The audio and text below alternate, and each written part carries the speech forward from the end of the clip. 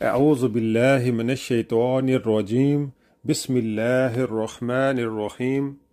حضرت جابر رضی اللہ تعالی عنہ بیان کرتے ہیں، رسول اللہ صلی اللہ علیہ وآلہ وسلم نے فرمایا، شیطان اپنا تخت پانی پر سجاتا ہے، پھر وہ اپنے لشکروں کو روانہ کرتا ہے، وہ لوگوں کو گمراہ کرتے ہیں۔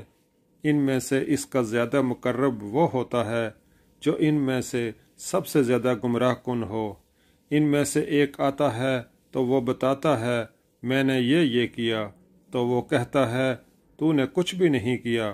آپ صلی اللہ علیہ وآلہ وسلم نے فرمایا، پھر ان میں سے ایک آتا ہے تو وہ کہتا ہے میں نے فلاں کا پیچھا نہیں چھوڑا، حتیٰ کہ میں نے اس کے اور اس کی بیوی کے درمیان جدائی ڈال دی۔ آپ صلی اللہ علیہ وآلہ وسلم نے فرمایا، وہ شیطان اسے اپنے قریب کر لیتا ہے اور کہتا ہے ہاں تم بہت خوب ہو۔